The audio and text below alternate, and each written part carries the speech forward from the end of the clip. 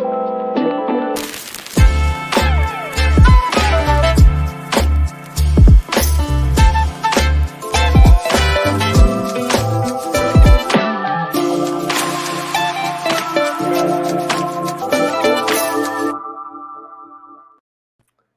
is up, everybody? Welcome to Party on Broad. We're through 11 weeks of the college football season, and that means it is time to start doing some positional top 10 rankings, leading off with cornerback. Joining me, Ryan Reese of Philly Sports Alliance. Give him a follow on Twitter at Philly Sports PSA. What's up, Ryan?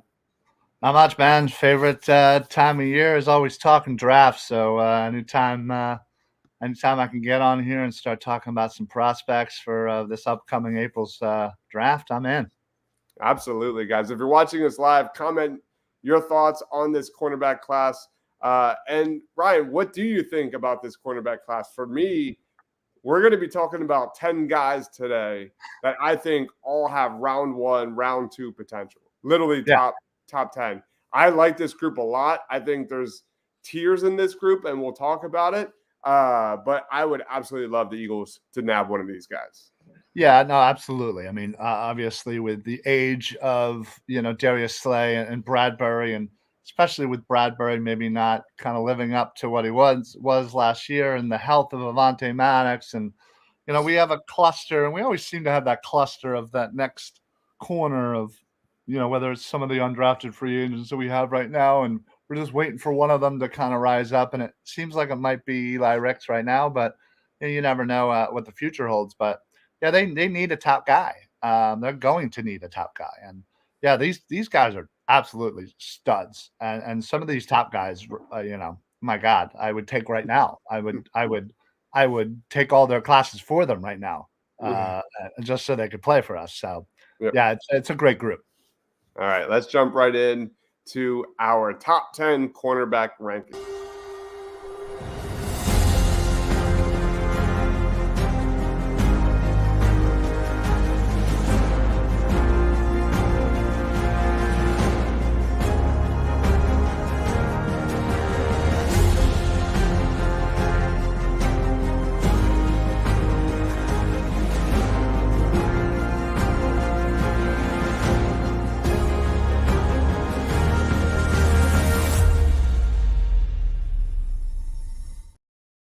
All right, top 10 cornerbacks in the 2024 draft. I believe I am up first. We're going to go number 1 through number 10, leading off number 1. No surprise. It is Kool-Aid McKinstry, the best name arguably in the draft. This is a guy that simply has it all. 6'1", 195 pounds. This guy's already a footwork technician. He has really good length. He can jar receivers, block passes at the catch point. His physical foundation is really what separates him from the rest of the group. You look at his production last year to this year, it hasn't necessarily mirrored the success he had in 2022. But, from a physical standpoint, from a foundational standpoint, he's really just a natural playmaker, effortless instincts, an authoritative mentality. Every movement has a purpose, man. He's really impressive to watch. Negative wise, he doesn't have a lot of takeaways. This is a guy with 26 forced incompletions over the last 2 years, but just one interception. But all in all, everything points to this being a tailor-made fit as a CB1 at the next level. He's a blue chip prospect. I've got a day one grade on him. He probably doesn't get outside of the top 15, top 20 picks in the draft. That's a little bit on Kool-Aid McKinstry, man. He's a stud. Yeah. No, this guy's absolutely number 1 right now. And it's just, I even think there's a little bit of a gap between 2 and 3. Sizable one. I don't think this guy gets out of the top 10 if teams are smart. We'll see obviously where it shakes out and what teams need, but man, this guy's going to come in and be your stud, plain and simple. There's a lot of mirroring of Penn State last year. So for example, Joey Porter Jr., no one threw to that guy in 2022.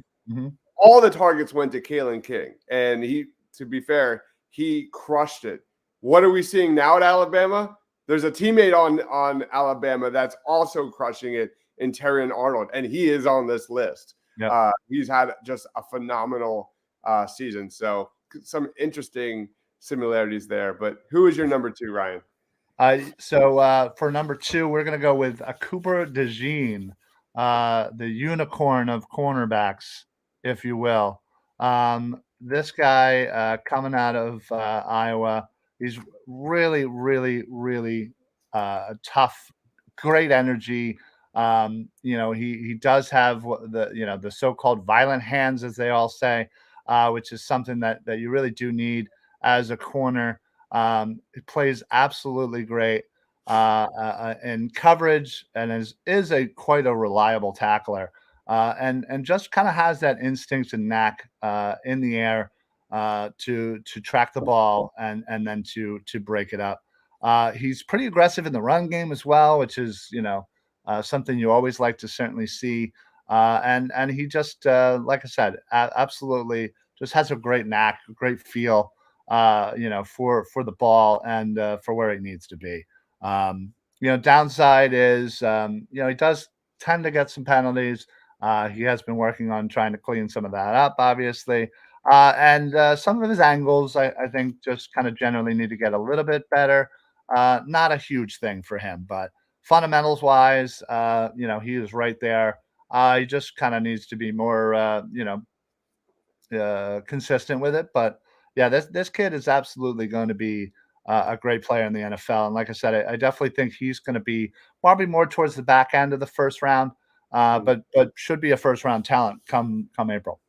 Yeah, I like him a lot, and I think he would be an excellent fit for the Philadelphia Eagles. His versatility is outrageous. I mean, he can play on the outside, he can play safety, he can play in the slot. Really good fit for that nickel defense for the Eagles. He can do everything. Pablo's in the house saying Cooper DeJean is awesome, man. Not necessarily having the elite numbers, the ball hawking numbers he had in 2022 when he just went off. But I mean, imagine having this guy, and the Eagles have a slot problem. They have huge issues defending the slot. This guy could do it. This is one of the top playmakers and pound for pound, one of the best football players in the entire draft. Love Cooper DeJean. In our last mock, I actually had him falling to the Eagles. Yeah, that's right. He was my selection for the Birds. All right. Let's roll on to number 3, and that is Kalen King out of Penn State.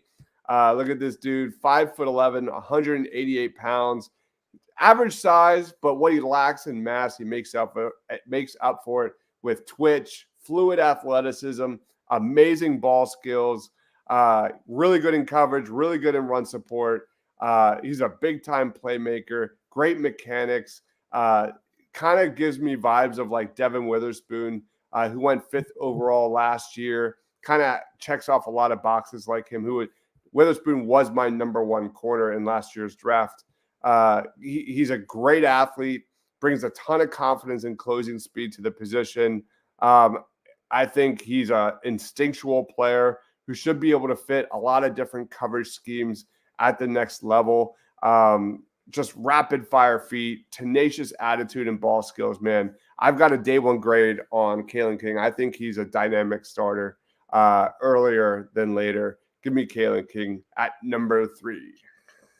Yeah, no, I think this guy should definitely squeeze into the first round. Maybe he goes the Joey Porter route, or maybe just doesn't fit, kind of squeezes at the beginning of the second. But I mean, he's right there, honestly. And like you said, last year, he got a lot of work and really grew as a corner.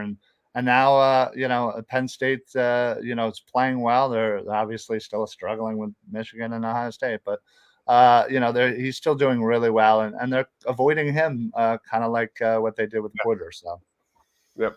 And before we went live, Ryan decided he wanted Evans, and unfortunately, Evans includes number 4, which is one of my favorite prospects in this entire draft, and it is Nate Wiggins. You suck, Ryan. Well, listen, I figured you got Kool-Aid, you got some good guys there too. So don't worry about it. But listen, yeah, this guy coming out of Clemson, Clemson gets a lot of love for their defense and a lot for their linebackers. Obviously, we've talked about Axman Jr.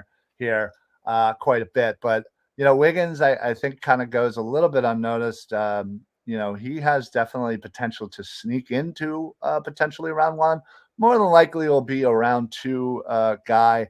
But he's a really great, really great speed, got a really good fluidity, great hitter, good in the run support, and really is one of those guys that has good back pedal and ball skills.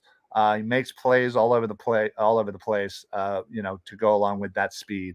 And yeah, he's absolutely got the right frame, got really long arms, and has really good hands.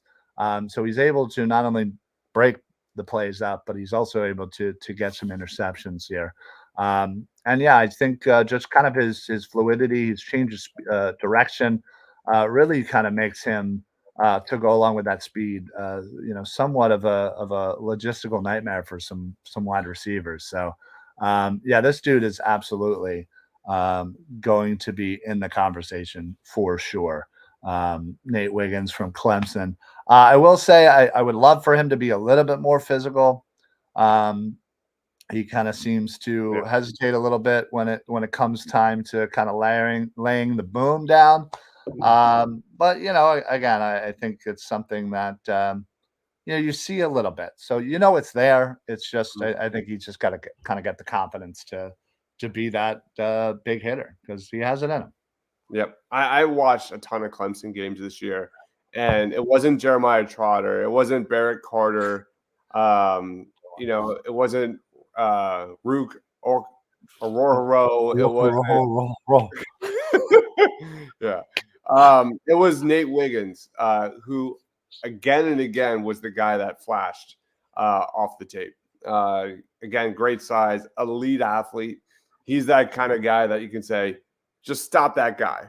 And Yeah. you cover him and take him out. He can do it all. Yeah, he needs to clean up the run support. But love Nate Wiggins. He's one of my favorite. He's going to be one of my guys. Or when we get to like those shows down the road, he's going to be high on my list. Let's roll on to number 5, Kamari Lassiter. If there's anything you know about the Philadelphia Eagles, they love them some dogs. So here's the next great one. Kamari Lassiter, 6 foot, 180 pounds, exceptional length, kind of wiry, very smooth athlete. He's a guy that has shown leaps and bounds improvement in his man technique. There's a lot to like here. He plays with a lot of effort. He's physical, has an aggressive nature, great in pass and run support. And I just love this guy's fit with the Eagles, man. Like, I think this guy projects as a nickel defensive back, a guy that can line up in the slot, especially when, we see the Eagles struggle with like bunches and, 3 wide receivers. And I see this guy as like an elite option in this area. I think I see day 2 potential, maybe round 1 potential, but Kamari Lassiter is one of the best coverage corners in this draft. He's not putting up crazy interceptions or anything like that, but he's always around the ball. So Kamari Lassiter, number 5. Yeah, no, I mean, listen, anytime you talk about Georgia Bulldogs and the Philadelphia Eagles, I mean, you have to wonder. And listen, it's as we said earlier, it's clearly a position of future need. However, next year shakes out for the Birds, they're still going to need more guys. I mean, we don't know what's going to happen with Avonte Maddox.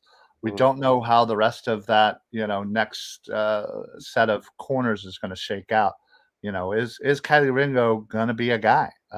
Doesn't really seem like they're using him that much. So it seems like Eli Ricks seems to be the favorite right now. But they're going to need a guy. And listen, what better way to add another Georgia Bulldog? I mean, come on, let's keep it going. Absolutely. Let's get to number 6. And it's a guy that's arguably one of the biggest risers in this year's draft, at least right now. It is Terrion Arnold, Ryan. Yeah, listen, you mentioned him earlier as kind of the Alabama's is the cornerbacks are sorts kind of mirroring what happened last year with Penn State. And listen, Arnold is getting a lot of work this year, and that's the reason for the rise. I mean, Alabama, short of the Texas game, has played amazing this year, and certainly are going to be in the mix here, but he's 6 foot. He's just under 200 pounds. This guy absolutely has the size. He does a really good job of kind of getting that turnaround when the ball's in the air, just to kind of in time, to make the play. He's got really good quickness, and really just has that big playability, honestly. And you see that as this year has kind of gone along. With his good frame, he's got really long arms, and he really just does have good chase down ability, good kind of straight ahead speed, and he's also a physical run supporter, which is kind of I've seen a lot of in researching, I've seen a lot of comparisons to somebody like an Antoine Winfield, when it comes to the run support. Which, listen, anytime you can be compared to that guy, I think it's a great day. So, and his instincts are super high. But I will say, sometimes negative wise, his backpedaling isn't the greatest. He really just needs to kind of get that technique, more honed in. And yeah, he's extremely raw. But like I said, he's getting a lot of work this year, and you see him moving along and growing as he's kind of being forced to kind of be the guy because nobody's throwing it to Kool-Aid. So, Mm. yeah, I think when it comes down, probably back end, maybe at the middle of the second round. It really kind of just depends on his continued growth. I mean, this guy has a potential to stay at Alabama another year and just Yeah. be the top guy for the following year. I mean, that's the kind of path he certainly is on. Yeah. He's a really intriguing one. People love him. He's been a revelation for Alabama this year. You look at this guy, he's gone up against 57 targets this year, allowed 32 receptions for 374 yards. So he does give up some yardage, Yeah, but he does have a QB rating when targeted of 66. So that's pretty damn good. it's pretty Uh, darn good. Yeah. so yeah, make sure you go check out Terry and Arnold, who I think, like all the reasons Ryan just said, fluid athlete that I think will have be in favor of a lot of different NFL scouts. Mhm. Very, very good prospect. Let's roll on to number 7, Denzel Burke out of Ohio State. Great size, man. This guy's 6'1". He is 190 pounds, a junior. He has all the necessary explosiveness, twitch, and flexibility you're looking for out of a premier, outside corner. Plays the ball as naturally as anyone. I think he's got round one upside, no doubt. For a taller cornerback, his fluidity really stands out in space. He's got really quick feet. I think this is probably a guy that's best suited to play off the line of scrimmage, kind of capitalize on that hip fluidity and reactive quickness in coverage, as compared to like utilizing him as a press corner. But I really like Denzel Burke, and we might look like idiots having him number 7 Yeah. when all is said and done. Again, this is pre-combine, because this could be a dude that really dominates the draft process. So Denzel Burke, number 7, one to watch out for. I'll throw it to you, Ryan. Yeah, no, he's definitely one of my favorites in this kind of middle of the pack here, the 10. I could see him easily going in the first round. I mean, I could easily see a team falling in love with a guy like this. Mhm. I think most likely he's suited for the early to mid kind of range of the second round. But yeah, listen, Ohio State has certainly, produced a couple of decent corners as of late, and honestly, I think he's certainly next in line. And I think when it comes time and next time, as we continue this to progress our top tens and our big boards and whatnot, I could easily see him continuing to move up and get crack that top five for sure. So definitely pre combine. I mean, I think when the season's ends and Ohio State's right there, probably winning another championship, I think we'll see his value even more. He's been targeted in coverage 38 times, given up 19 receptions, and a QB rating when targeted of 58.4.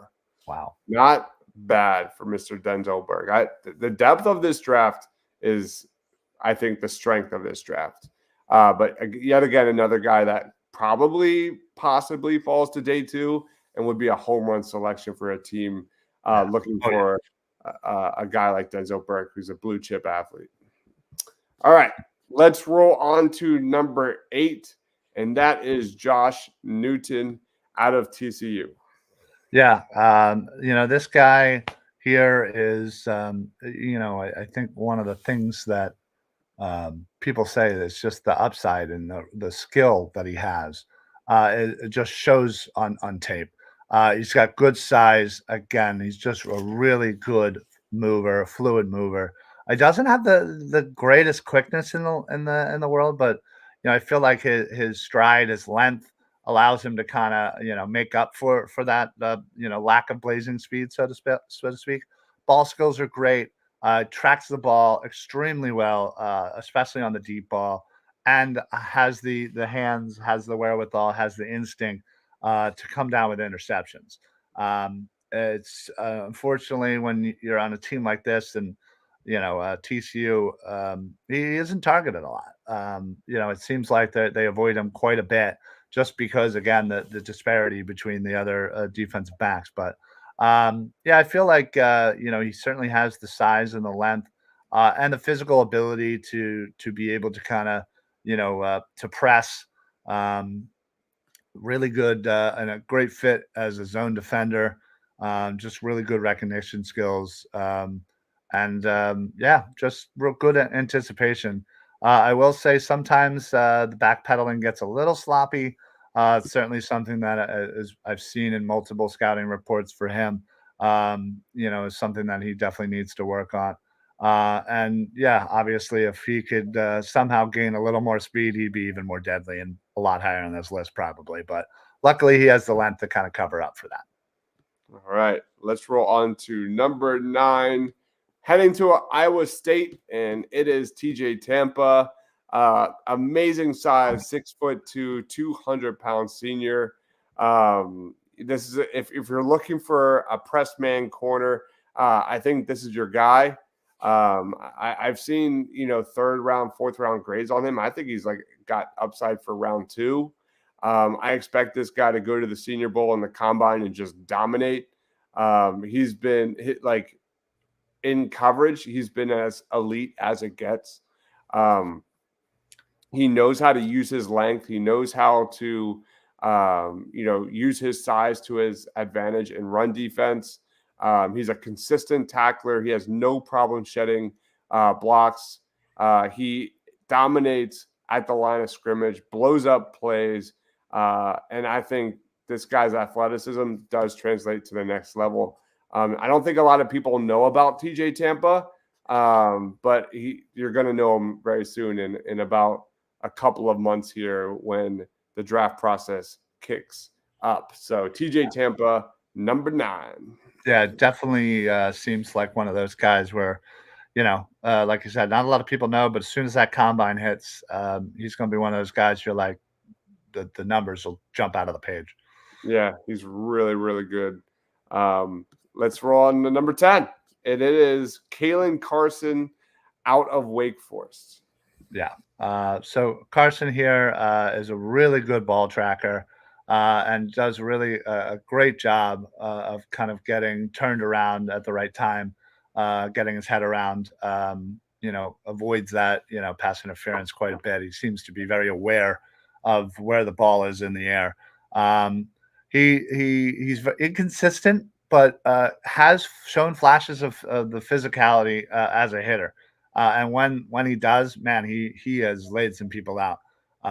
So I feel like he just doesn't always go that route, but he's got great instincts, great at reading routes, anticipating throws, and just really, really strong as far as a zone coverage. Really seems to have that prototypical size, that frame, got great hands, and again has the speed to kind of close quickly on some of those maybe those underneath routes. Um, but definitely has the size to kind of to like I said, be physical as a hitter. I will say that some of his downside is he's a little bit questionable on some of his technique, and kind of maybe I've seen the laziness with maybe some of the fundamentals. But again, I think that kind of comes with maturity and the more you play. And Mhm. this is a guy who I think is just a great athlete overall and just has great instincts. Is one of those guys that kind of just seems to know where to be and be around the ball. Yeah. And that's not something you're going to be able to teach ever. So that's something that he'll have in spades in the next level. All right. That is Kalen Carson. The only thing I'll throw out there is he got eaten by Keon Coleman. Well, I mean, that's understandable. Yeah, exactly. Keon Coleman's a freak. Yeah, he is.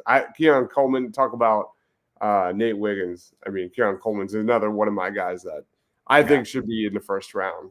He's that good. I think he will be when it's all said and done. Yeah. All right. Those are our top 10 corners in the 2024 NFL draft. Again, this is pre-combine. We'll redo and kind of shape up our final rankings as we get closer to the draft down the line. But Ryan, where can we find you, man? Listen, anywhere social media, you follow me on Twitter right here, Philly Sports PSA. Facebook, YouTube, make sure you hit the subscribe, the follow, the like, the share, all the buttons, just hit them all. But yeah, Facebook's best place to find me. Got shows throughout the week.